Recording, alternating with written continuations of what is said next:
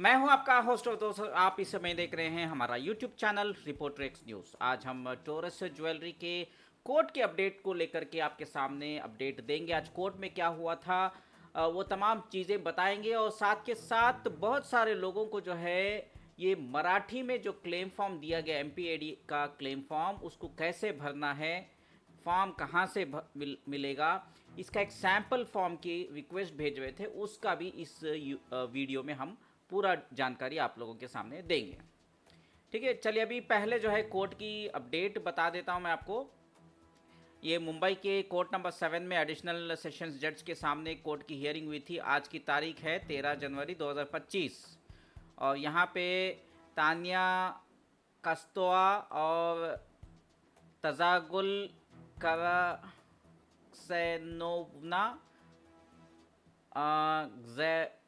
सतोवा and others, Shivaji park police station. ठीक है, ये नाम थोड़ा अजीब से है।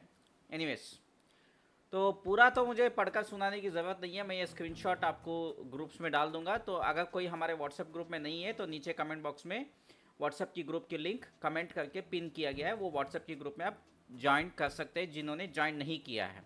ठीक है, एनीवेज अभी सीधा सीधा मैं बता देता हूँ। यहाँ पे ऑफिसर्स प्रेजेंट थे और सेक्शंस लगे हुए हैं और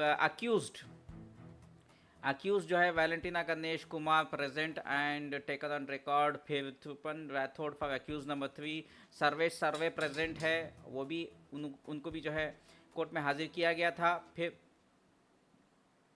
तीनों आरोपियों को सामने रखा गया था जिसको गिरफ्तार किया है। The accused number 1 to 3 produce before the court at about 12:20 noon, दोपहर में 12:20 13 तारीख जनवरी 2025 को कोर्ट में प्रोड्यूस किया गया था तीनों अक्यूज को। और जो रमेश यादव जो हैं, जो ईओडब्ल्यू यूनिट 4 इन्वेस्टिगेटिंग ऑफिसर हैं, उन्होंने जो है प्रोड्यूस किया था। और the accused has no complaint of ill treatment, ये तो एक प्रोसीजर होता है कि उनका हेल्थ इशू तो नहीं है ये वगैरह वगैरह, ये था वहाँ पे। फिर perused the remand report along with the case papers or heard both the side. It is reported that the main accused who operated the scheme are absconding. Main operators जो है ये क्वेश्चन है, एक यूक्रेनियन बताया जाता है, दोनों अभी फ़िलहाल अब्सकॉन्डिंग हैं, वो इंडिया में नहीं हैं, वो कोर्ट में बताया गया है। और accused number 1 to 3 are shown to be manager and director of Torres company. देखिए, ये तो मैनेजर बताया जा रहा है, डायरेक्टर्स बताया जा रहा है, इन लोगों को ऐसे लाइटली नहीं लिया जा सकता है। खैर वो भी हम लोग देखते हैं आगे क्या होगा, लेकिन वकील ने बताया कि ये मैनेजर्स थे और डायरेक्टर्स थे करके। They have not given any information regarding absconding accused. Further, they are not cooperating investigating machinery with regard to movable and immovable property of the company, due to which recoveries could not be done.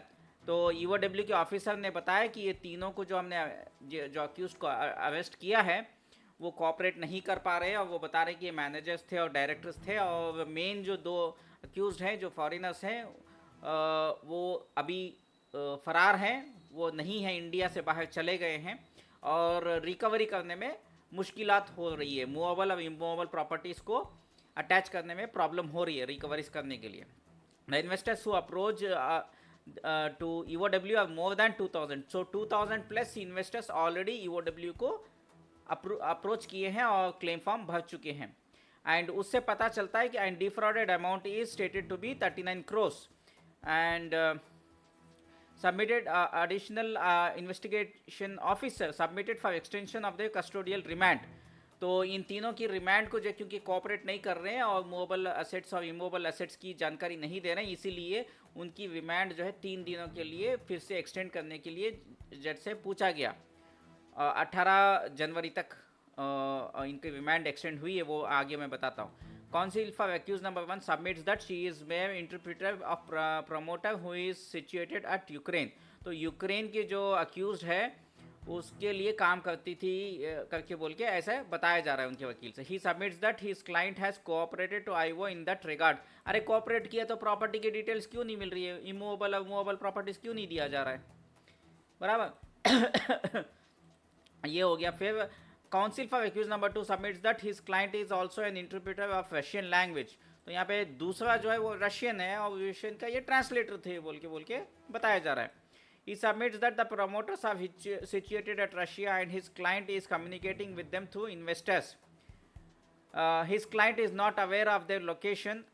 Uh, Investigation officer IO यानी कि submits that they want to secure email ID and other electronic evidence concerning to main accused was situated mainly in Ukraine and Russia.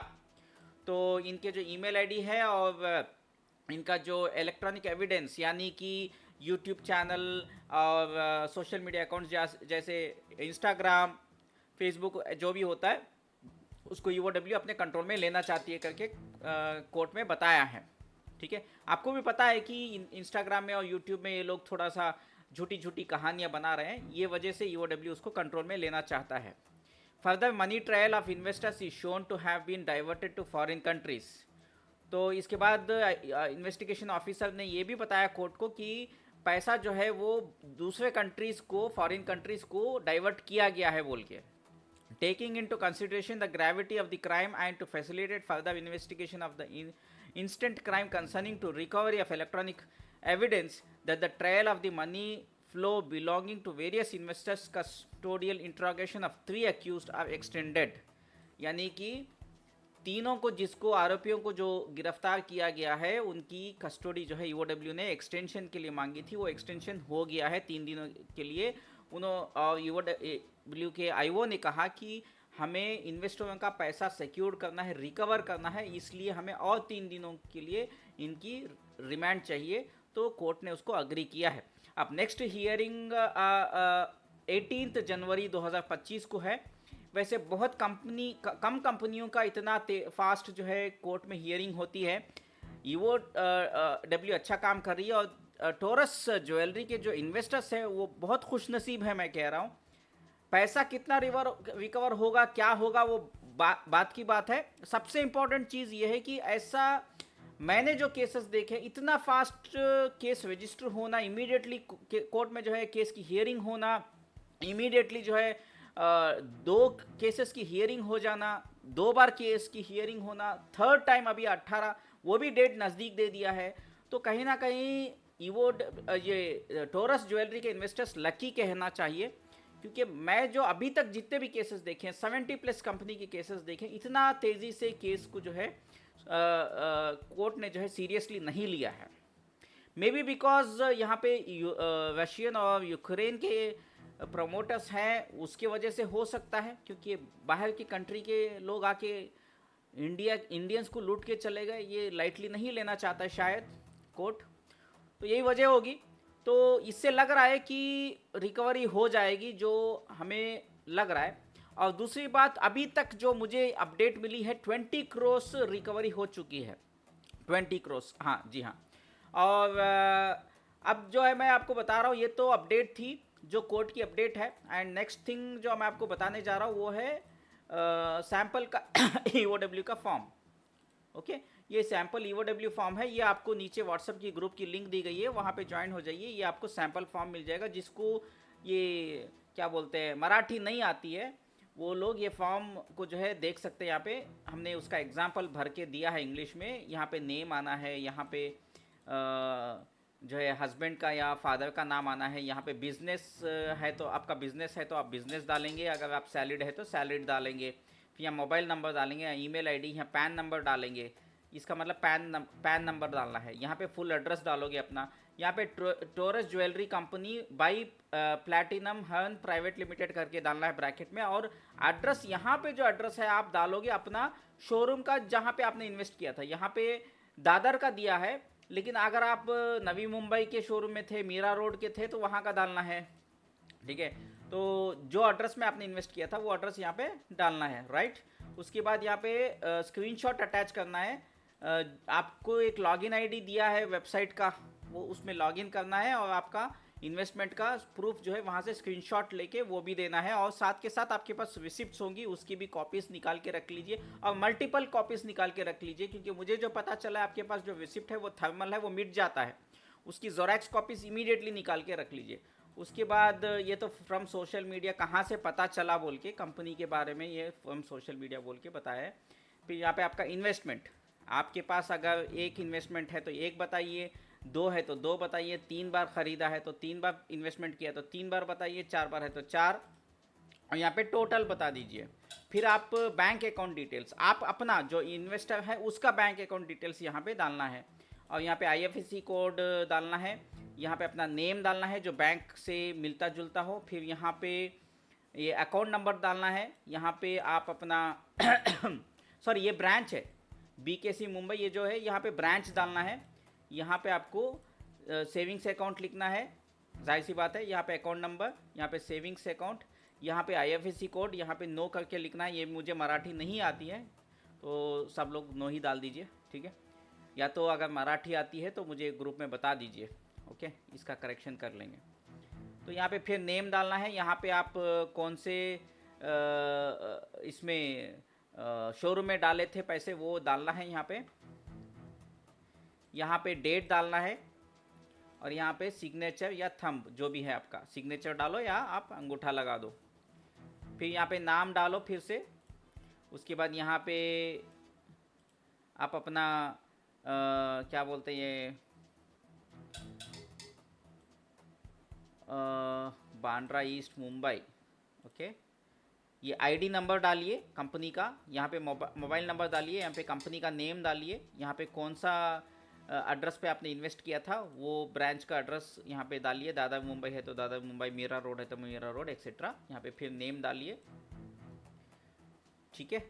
यहाँ पे गुंतवणूक प्रतिनिधीचे, हाँ अच्छा अच्छा अच्छा अच्छा अच्छा, ये एजेंट का नाम, ठीक है, और एजेंट का अगर आईडी है तो वो भी डाल दीजिए, ठीक है, और यहाँ पे नेम, यहाँ पे पैन कार्ड नंबर, यहाँ पे मोबाइल नंबर, यहाँ पे बैंक का ब्रांच डिटेल्स और अकाउंट नंबर फिर से, ओके, यहाँ पे आधार नंबर, सॉरी ये आधार नंबर है, और यहाँ पे bank details, bank name, branch and account number, यहाँ पे फिर से नेम, फिर यहाँ पे इनवाइस नंबर्स जो रहते हैं वो डालिए, आपके पास इनवाइस नंबर्स होंगे वो डालिए, फिर आपने क्या स्कीम लिया था एनुअली 52 वीक्स का क्या स्कीम था, टोटल अमाउंट कितना इन्वेस्ट किया वो डालिए, यहाँ पे आपने कैसे पे किया था, कैश से पे किया था, ऑनलाइन किया था, चेक से किया था, डीडी से किया था, जीपे से किया था, फ़ोनपे से किया था, नेट बैंकिंग से किया था, वो डिटेल्स यहाँ पे डाल लीजिए, ठीक है। उसके बाद यहाँ पे टोटल अमाउंट कितना इन्वेस्ट किया वो डालिए, कितना अमाउंट आपको रिटर्न्स आया है वो यहाँ पे डालिए, और यहाँ पे फिर वही है, देन यहाँ पे या ये जितना आपको रिटर्न्स आया है उसका है ये डिटेल्स, एक बार ये अमाउंट आया है, फिर ये अमाउंट आया है, फिर ये अमाउंट आया है, टोटल इतना अमाउंट आया है बोल के, तो 2,33,223 इन्होंने इन्वेस्ट किया था यहाँ पे, और समझ में नहीं आ रहा है, ये लास्ट का कुछ कंफ्यूजन है, टिस्क मत मानो मिट्टिया की रकम, ओके, ये थोड़ा सा देख लीजिए, इसको क्लैरिफिकेशन लेना है, जो मुझे मिला है मैं वही फॉर्म आपके सामने पेश कर रहा हूँ, ओके, डिटेल्स, ओके, राइट, तो ये रहा MPID का फॉर्म, ओके, MPID का फॉर्म है ये आपको व्हाट्सएप ग्रुप में मिल जाएगा, ओके। जो मैं बता रहा हूँ इसका कोई देखिए उसमें थोड़ा बहुत लास्ट पॉइंट को थोड़ा क्लैरिटी नहीं है, कन्फ्यूजन है, वो थोड़ा सा क्लैरिटी आप लोग खुद ले लीजिए, इसकी मैं रिस्पॉन्सिबिलिटी नहीं लेता हूँ, ओके। आप जब EOW जाएंगे तो थोड़ा लास्ट पॉइंट आप पूछ करके लिख करके दे दीजिए, बेटर होगा, दैट इज़ माई सजेशन, ठीक है। तो ये रहा, अभी मैं ज़्यादा आपके साथ आज ये वीडियो में नहीं बना रहूँगा, लेकिन कल हम लोग 7:30 को एक लाइव सेशन रखेंगे, गूगल मीटिंग रखेंगे, जो भी हमारे साथ जुड़ना चाहता है तो कल की लाइव गूगल मीट में, और क्वेश्चनिंग्स आपके कुछ भी सवाल जवाब हैं, लीगली कैसे क्या है, हर क्वेश्चन का सवाल का जवाब दिया जाएगा, कल आप हमारे से जुड़ सकते हैं, ठीक है। Thank you.